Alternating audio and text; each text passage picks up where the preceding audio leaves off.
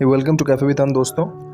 Video शुरू करने से पहले यही कहूँगा, स्वतंत्रता दिवस की आप सबको हार्दिक शुभकामनाएं। Happy independence day 2023 to all. जय हिंद। अच्छा दोस्तों, चलिए बात करते हैं गदर 2 को लेकर। अच्छा दोस्तों, क्या गदर 2 गदर 1 की तरह ही नलका उखाड़ पाई जैसे सनी पाजी ने गदर 1 में उखाड़ा था? वैसे बॉक्स ऑफिस कलेक्शन कुछ यही कह रहे हैं। मैंने सुना है और मुझे काफ़ी ताज्जुब हुआ कि स्मॉल सिटीज़ में आज मतलब 15 अगस्त 2023 को लगभग पूरी रात के जितने भी शोज़ है वो हाउसफुल है कुछ कुछ शहरों में, जो काफ़ी रेयर है स्मॉल सिटीज़ के हिसाब से। तो गदर बॉक्स ऑफिस में तो तूफान ला चुकी है। फिल्म ऑलरेडी ब्लॉकबस्टर बन चुकी है, मैसिव, मतलब बहुत ही कमर्शियली सक्सेसफुल फिल्म है। और उन सबको कॉन्ग्रेचुलेशन गदर के इस बिज़नेस से, जो कहीं ना कहीं डायरेक्टली या इनडायरेक्टली इससे बेनिफिटेड हुए हैं, जिनको डायरेक्टली या इनडायरेक्टली इस फिल्म से लाभ मिला है। तो सबको कॉन्ग्रेचुलेशन। लेकिन दोस्तों आज हम बात करेंगे फिल्म के ऊपर, तो चलिए दोस्तों कहानी कुछ यूँ है कि जैसे गदर 1 में ये दिखाया गया है कि किस तरह से हमारे तारा सिंह यानी सनी पाजी अमीषा पटेल यानी शकीना भाभी को पाकिस्तान से लेके आते हैं, और उस दौरान ज़बरदस्त फाइट सीक्वेंसेस होती हैं, नलका भी उखाड़ते हैं वगैरह वगैरह। अब उसके बाद क्या होता है ये गदर 2 में दिखाया गया है। तो उसके बाद ये होता है कि शकीना जी के जो माता पिता पाकिस्तान में हैं, रह गए थे, अमरीश पुरी और उनकी जो वाइफ है, उनको ब्रूटली मार दिया जाता है। और वो मारता है एक बहुत ही हैवान पाकिस्तानी जनरल जिसका नाम है हामिद इकबाल। अब आते हैं दोस्तों भारत में कुछ यूँ है कि तारा सिंह अपने बेटे और अपनी बीवी के साथ बहुत ही हंसी खुशी एक फैमिली है, वो जी रहे हैं। और बेटे को एक्टर बनना है, और फिल्म के पहले पार्ट में या काफ़ी हद तक, काफ़ी हिस्से, शुरुआती हिस्सों में वही थोड़ी कॉमेडी, थोड़ा ड्रामा, थोड़े फैमिली इमोशंस, इन सब में बीत जाते हैं। फिर कहानी थोड़ी दूसरे रुख में आगे बढ़ती है, दूसरा रुख लेती है कहानी, कि जहाँ दिखाया गया है कि 1971 में किस तरह से इंडो पाकिस्तान वॉर शुरू होता है, और तारा सिंह को जिम्मेदारी मिलती है कि आर्मी की मदद करे अपने ट्रक वगैरह देकर।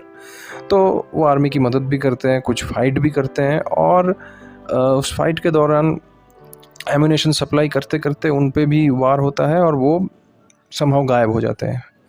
परिवार को लगता है कि अरे यार शायद पाकिस्तानी उठा ले गए, अब क्या करेंगे वगैरह वगैरह। तो तारा सिंह की जो पत्नी है, बेटे हैं, जिनका बेटे का रोल प्ले किया है उत्कर्ष शर्मा ने, तो वो लोग सोचते हैं कि क्या करें, शायद पाकिस्तानी उठा ले गए वगैरह। तो बेटा भी, तारा सिंह का जो बेटा है, वो पाकिस्तान चला जाता है, और वहाँ जाके उसे पता चलता है अरे मेरे पिता तो किसी, मतलब भारत में किसी अस्पताल में, किसी कोमा में है शायद, या भारत के किसी अस्पताल में है, मैंने यहाँ आके गलती की।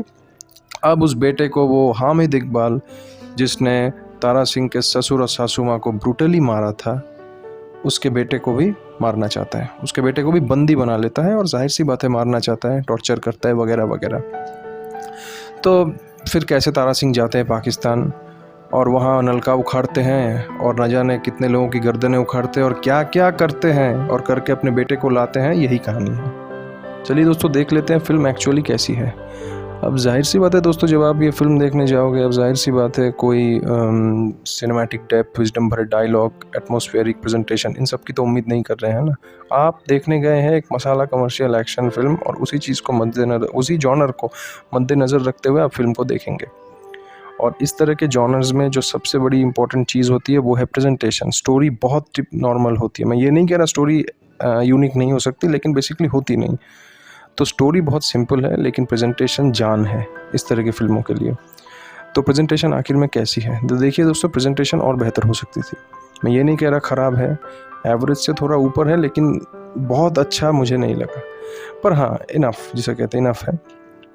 और मैं ये प्रेजेंटेशन की उम्मीद इसलिए कर रहा था कि अनिल शर्मा जी एक टैलेंटेड डायरेक्टर हैं, और बदलते वक्त के साथ साथ कई डायरेक्टरों ने अपनी जो मतलब प्रेजेंटेशन स्टाइल है उनमें बदलाव किया, तो मुझे लगा वो भी करेंगे, जो कि उन्होंने किया, पर और अच्छा कर सकते थे। अब बात कर लेते दोस्तों ओवर द टॉप सीन्स की। ओवर द टॉप सीन्स जो है इस तरह की फिल्मों में होंगी, नाक से कुड़ने वाली कोई बात नहीं है, लेकिन वो अगर थोड़ी कम होती तो मज़ा आ जाता। जैसे सनी देओल का चिल्लाना, अब ये बहुत नॉर्मल है कि गदर में सनी देओल नहीं चिल्लाएगा, ये कैसे हो सकता है? बिल्कुल वो चिल्लाएं, और ज़्यादा चिल्लाएं, लेकिन अगर उनके जो चिल्लाने का जो मतलब, कुछ ऐसे सीन में उन्होंने चिल्ला दिया कि ऐसा लगता है अगर कम चिल्लाते तो अच्छा होता। चिल्लाने का जो अप्लाई है कुछ ज़्यादा हो गया।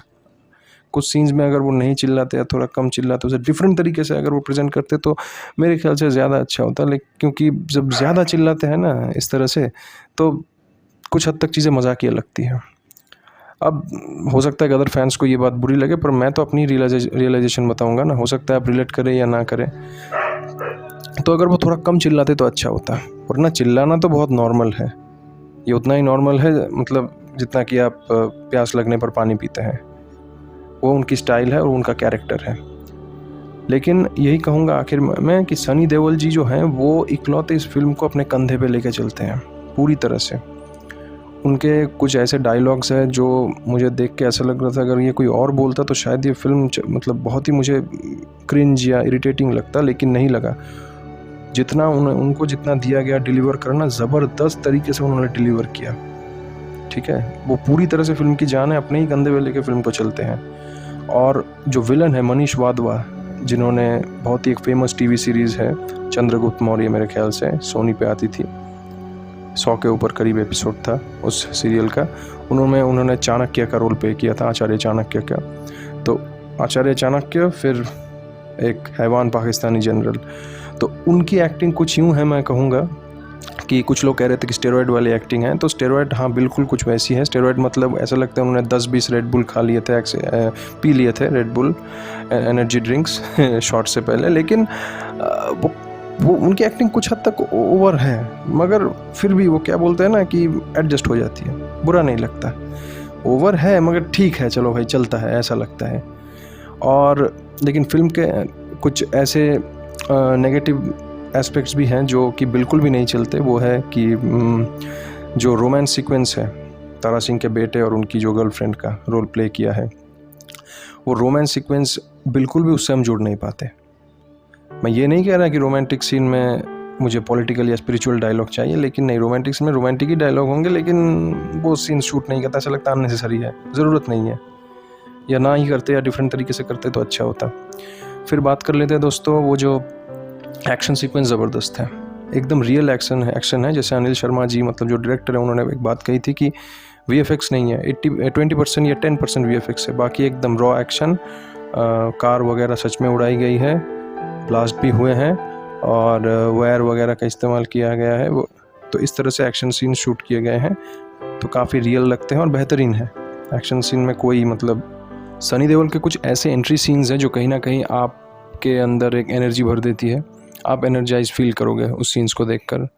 और जो हैंड पंप वाला सीक्वेंस है, जब सनी देओल आते हैं और पाकिस्तान के जितने भी लोग हैं वो डर के मारे पीछे हटते हैं, वो थोड़ी मतलब आपको कॉमेडी लग सकती है, लेकिन आपको मज़ा आएगा, उस सीन से आप जुड़ पाओगे। मुझे तो मज़ा आया दोस्तों। ये फिल्म के कुछ डायलॉग्स हिस्टोरिकल एक्यूरेसी को भी दर्शाते हैं, उसको डिस्टॉर्ट करने की कोशिश नहीं की गई है। जब पाकिस्तानी जनरल तारा सिंह को कहता है कि मुक्ति वाहिनी भारत ने क्रिएट की है वगैरह वगैरह, मतलब जो बांग्लादेशी फ्रीडम फाइटर्स थे, तो फिर तारा सिंह कहता है नहीं, वो पाकिस्तानी जुल्म के कारण क्रिएट हुए हैं, भारत तो बस मीडियम है। ठीक है, ये भी काफ़ी बेहतरीन डायलॉग्स हैं। और जो एक डायलॉग है जो कि कहीं ना कहीं पाकिस्तान की जो माइंडसेट है उसको, जो रियल माइंडसेट है उसको दर्शाता है, कि जब जनरल बोलता है कि भारत में मुस्लिम्स के साथ जुल्म हो रहे हैं, तब तारा सिंह बोलता है कि नहीं, भारत सबका है, सभी धर्मों के लोगों का है, ठीक है, हर भारतीय का है, और पाकिस्तानियों को अगर भारत में जाके बसने का मौका मिले तो आधा पाकिस्तान खाली हो जाएगा, कटोरा लेके घूमोगे भीख भी नहीं मिलेगी।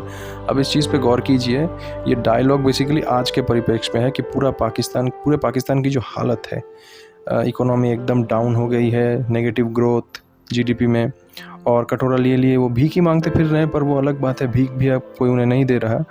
तो ये जो चीज़ है वो डायलॉग के ज़रिए आज का जो पाकिस्तान है उसको दर्शाती है। नहीं तो गदर 2 फिल्म का जो एक्चुअल प्लॉट है वो तो 1971 है, लेकिन वो कटोरे वाला डायलॉग मुझे लगा ये आज के जो पर्सपेक्टिव है उसके बेसिस पे वो कटोरे वाला डायलॉग लिखा गया इस गदर 2 में। खैर, वो बात मुझे काफ़ी अच्छी लगी, रियलिटी दिखाई कम से कम। और कुछ जगह मुझे यूँ लगा कि जो मेरे ख्याल से उत्कर्ष शर्मा है उन पे ज़्यादा फोकस किया गया। ठीक है, करो, इसमें कोई प्रॉब्लम नहीं है, लेकिन अगर बाकी कैरेक्टर्स पे भी फोकस देते तो ज़्यादा अच्छा होता, ऐसा मुझे लगा। आप लोग रिलेट कर भी सकते हैं, नहीं भी कर सकते हैं। इसका ये मतलब बिल्कुल मैं नहीं कह रहा हूँ कि उत्कर्ष शर्मा मेन लीड में है, सनी देओल का जो रोल है वो कम है, नहीं। सनी देओल के बाद सबसे ज़्यादा फोकस उत्कर्ष शर्मा पे दिया गया। अगर बाकी जो क्या बोलूँ कैरेक्टर्स हैं उन पे जोर देते तो मज़ा आ जाता है। और ये बहुत ज़रूरी है अगर आप सच में गदर 3 या 4 करना चाहते हैं, अपनी स्टोरी को एक्सपेंड। देखिए दोस्तों, फ़िल्म मुझे कैसी भी लगे, अच्छी लगे, एवरेज लगे, बुरी लगे, वो उससे भी ज़्यादा ये है कि लोग जो है वो आ रहे हैं। पब्लिक सपोर्ट फुल है इस फ़िल्म के साथ। लोग देख रहे हैं, एंजॉय कर रहे हैं, गदर 2 को सेलिब्रेट कर रहे हैं। और बहुत समय बाद जो थिएटर्स हैं उनमें एक नई जान आई है इस फ़िल्म के ज़रिए। वरना बॉलीवुड तो मतलब वेंटिलेशन में था, कुछ लोग कह रहे थे पठान के बाद से, नहीं पठान और केरला स्टोरी के बाद से मेरे ख्याल से। तो ये एक अच्छी बात है कि थिएटर वगैरह चल रहे हैं, लोग खुश हैं, एंजॉय कर रहे हैं। और थिएटर से मतलब सिनेमा हॉल से बाहर भारत माता की जय वगैरह के नारे लग रहे हैं, जो कि बहुत ही अच्छी बात है, बहुत ही अच्छी बात है। ये सब देख के भी अच्छा लगता है। और मुझे पिक्चर कैसी भी लगे, अंत में पब्लिक सपोर्ट इस फिल्म को मिल गया, इससे ज़्यादा इस फिल्म के मेकर्स को मुझे नहीं लगता कुछ चाहिए। फिल्म के मेकर्स को भी और जो भी इस बिज़नेस के ज़रिए डायरेक्ट या इनडायरेक्टली पैसे कमा रहे हैं उनको भी। तो सबको क्या बोलते हैं वो, कांग्रेचुलेशन फॉर गदर 2। दोस्तों यही था हमारा रिव्यू, आज के लिए इतना ही। अगर आपको हमारा चैनल पसंद आता है तो प्लीज़ चैनल को लाइक कीजिए, शेयर कीजिए, सब्सक्राइब कीजिए और बेल आइकन